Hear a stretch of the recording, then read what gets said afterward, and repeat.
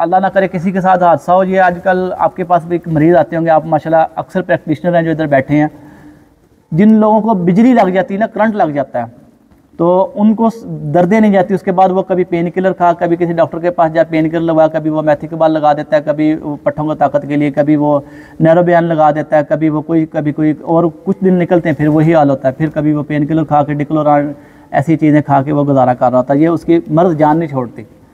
अच्छा, अब होता क्या है कि हमारे जो तबीब भाई हैं वो भी अपनी समझ के मुताबिक उसको दवाइयाँ देते हैं, लेकिन जब तक उसके उज़लात को ताकत नहीं मिलेगी वो उस मसले से बाहर नहीं आएगा। ये जो बिजली का करंट है उसके उज़लात को कमज़ोर कर देता है। ठीक है, तो ये फार्मूला ऐसा है कि ये जब आप उसको इस्तेमाल करवाएंगे तो उसकी इंशाल्लाह हमेशा के लिए जो बिजली की वजह से पट्ठों की कमज़ोरी की दर्दें हैं वो इंशाल्लाह ख़त्म हो जाएंगी। और साथ साथ अगर बलगमी मरीज़ होगा तो उसको ये इंतशार और कुव्वत बाह में भी फ़ायदा देगा, और असाबी शुगर के मरीज़ों को भी फ़ायदा देगा। असाबी शुगर की मैं आपको थोड़ी पहचान बता देता हूँ। आजकल हमें सारा दिन जो लोग तंग करते हैं, जी हमें शुगर है दवाई भेज देंगे साहब। भाई शुगर एक किस्म की नहीं है, एक तो शुगर की अलग अलग किस्में हैं, फिर शुगर के अलग अलग दर्जे हैं। आप देखते होंगे कि एक मरीज़ आता है वो कहता है जी मैं रात को 4 बार पेशाब के लिए उठता हूँ, दूसरा मरीज़ कहता है जी मैं जो तो सारे दिन में 2-3 बार पेशाब आता है, दोनों को शुगर है। और तीसरा मरीज़ आता है वो कहता है जी मुझे शुगर भी है, बार बार पेशाब भी आता है, मेरा हाला खुश्क होता है और बार बार पानी भी पीता है। और तीसरा मरीज़ आता है उसको पानी की बार बार हाजत नहीं होती। तो ये चीज़ें बताती हैं कि मर्ज़ की डिज़ीज़ जो है इसके दर्जे भी अलग हैं और इसकी काज भी अलग है।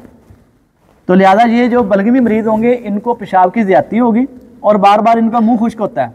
और जितने खुश्क मरीज़ पानी के पीने के आदी होते हैं इनको गर्मी नहीं होती, और ये सारे के सारे गर्मी समझ होते हैं। और हमारे तबीब भाई भी इस चीज़ से जो धोखा खा जाते हैं वो समझते हैं ये मरीज़ को गर्मी है।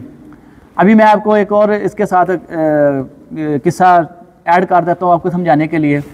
मेरे पास एक मेरे दोस्त हैं, कराची से आते हैं, तो सुबह मिल के हमने नाश्ता किया। नाश्ता करने के बाद चाय मंगवाई, कहता जी उस्ताद जी मैंने चाय नहीं पीनी, मुझे ना गर्मी हुई है, तो मुझे ना आप लस्सी मंगवा दें। मैंने मेहमान के रगाड़ में इज़्ज़त में मुझे नज़र आ रहा था कि इसको गर्मी नहीं है, मैंने उसको लस्सी मंगवा के दे दी। लस्सी पीने के बाद कहता उस्ताद जी मिल्क शेक मिल जाएगा, मैं मिल जाएगा, मिल्क शेक पी लिया। उसके बाद अब वो शर्म के बारे में ना तो लस्सी मांग रहा ना मिल्क शेक मांग रहा, उठे कूलर से पानी का गिलास डाले पी ले। सुबह 10 बजे हमने नाश्ता किया, 1 बजे तक 1 कूलर पानी का वो पी गया, 1 कूलर पानी का। तो मैं क्या, मुस्तफ़ा उनका नाम है, मैं क्या मुस्तफ़ा भाई अब आपकी गर्मी ज़रा ख़त्म करें। कहता कैसे? मैंने चाय मंगवाई, चाय के साथ उसको यही अजवैन और पुदीने वाली और उसमें 1 चावल वर्किया का डाल के उसको खिला दिया। फिर 2 बजे के बाद उसने रात तक पानी नहीं पिया, हालांकि गर्मी का मौसम था। मैंने उसको पानी नहीं पिलाया, ठंडी दवाई भी नहीं दी। वजह क्या थी? वजह थी कि उसके अंदर खुश्की सर्दी थी। वो पानी पीता था, वक्ती तौर पे प्यास बुझती थी, लेकिन वो पानी जाके क्या होता है थोड़ी देर बाद खुश्क हो जाता है सर्दी के साथ शामिल होने से। जब भी बरसात होती है, बारिश होती है, क्या होती है? सर्दी बढ़ती है। सर्दी आती है तो क्या बढ़ती है? खुश्की बढ़ती है। आज सर्दी का मौसम है, बहुत सारे बंदे आजकल ऑयली चीज़ें इस्तेमाल कर रहे हैं, कोई लोशन इस्तेमाल कर रहा है, कोई ऑयल, कोई क्रीम। तो गर्मियों में क्यों नहीं करते? गर्मियों तो बार बार पसीना साफ कर रहे होते हैं, कोई साबुन के साथ मुंह धो रहे होते हैं। मैं अक्सर देखता हूँ वो वज़ू करने वक्त कई दोस्त वो साबुन मुंह को लगा रहे होते हैं क्योंकि जिल्द आयली हुई होती है। तो लिहाजा इन चीज़ों से आपने भलेखा नहीं खाना, इन चीज़ों से आपने धोखा नहीं खाना, कन्फ्यूज़न का शिकार नहीं होना। कोई जो बंदा बार बार पानी पी रहा है कि वो गर्मी का शिकार है, वो खुश्की का मरीज़ होता है। तो आपने ये जो नुस्खा मैंने अभी बताया ये अभी हम आपके सामने तैयार करेंगे और उसके बाद नुस्खा हम बताते हैं। तो पहला सवाल आता है जी हकीम साहब किसके साथ खिलाएं और मिकदार कितनी लें? ये जो बदरका होता है ना, इसका बड़ा अहम रोल होता है, बदरके का बड़ा अहम रोल होता है। मिसाल के तौर पे मैंने अभी आपको बताया था कि चाय बनाने के बाद आप उसमें बर्फ़ डाल दें, ना बर्फ़ की हिफाजत रहेगी ना चाय की हिफाजत रहेगी। तो क्या कोई बंदा चाय में मशरूब डाल के पीता है? किसी ने कभी शरबत हंदर डाल के चाय में पिया हो? किसी ने शरबत बजूरी चाय में डाल के पिया हो? उसको पानी में डाला जाता है या दूध में डाला जाता है। ऐसे ही जब हम बदरके का इस्तेमाल करते हैं तो वो भी मौसम के मुताबिक करते हैं, दवाई के मिजाज के मुताबिक इस्तेमाल करते हैं।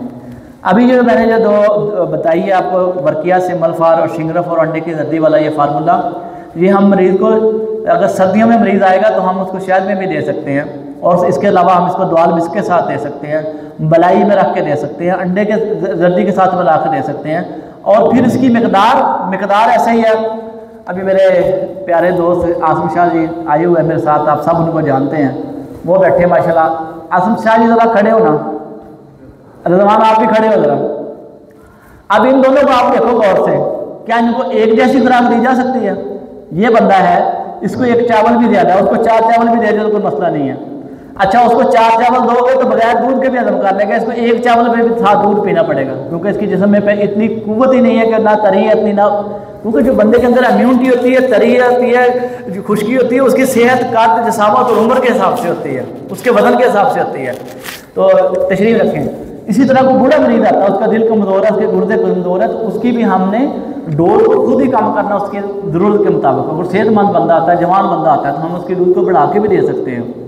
तो फिर सिमियात का सबसे पहले जो होता है कि सिमियात जितनी भी हैं इनको बिला ज़रूरत इस्तेमाल ही नहीं करवाना।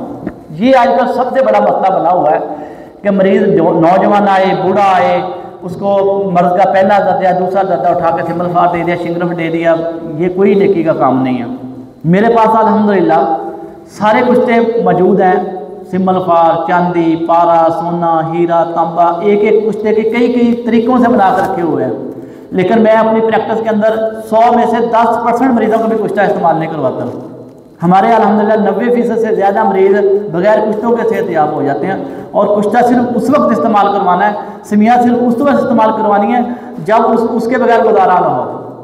ये जो एक ट्रेंड बन गया है ना कि सिमलफार का कुश्ता खाओ, शिंगरा का कुश्ता खाओ, इस ट्रेंड के पीछे नहीं भागना।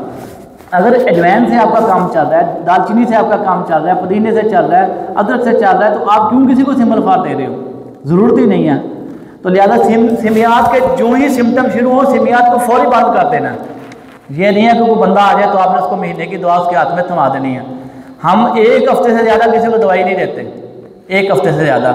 अगर किसी को हम नॉर्मल अद्वियात दे रहे हैं, अजवैन, पुदीना, तो ऐसी दवाई तो किसी को 15 दिन की भी दे देते हैं। लेकिन जिस बंदे को हमने सिमियात देनी है तो इसको 1 हफ्ते से ज़्यादा दवाई नहीं देते। तो उसके बाद मरीज़ को बुला के उसके सारे खदोखाल चेक करते हैं, उसकी सारी अलामत नोट करते हैं कि इसको कोई सीमी असर तो नहीं हो रहा, किसी की कोई सीमी अलामत ज़ाहिर तो नहीं हो रही। तो इन चीज़ों को आपने ध्यान रखना है। उसके बाद एक फार्मूला और हम वर्किया का तैयार करेंगे कि ये जो सुहांजना होता है ना, सुहांजना मोरिंगा के नाम पे सोशल मीडिया भरा पड़ा है, और ये सुहांजना जो है अब छोटे छोटे पैकेटों में पैक करके डॉलरों में बिक रहा है। ये बचपन में हम इसको बड़ा आम खाते थे, इसके फूल जो थे ना कीमे के अंदर मिला के बड़े लजीज बनते थे।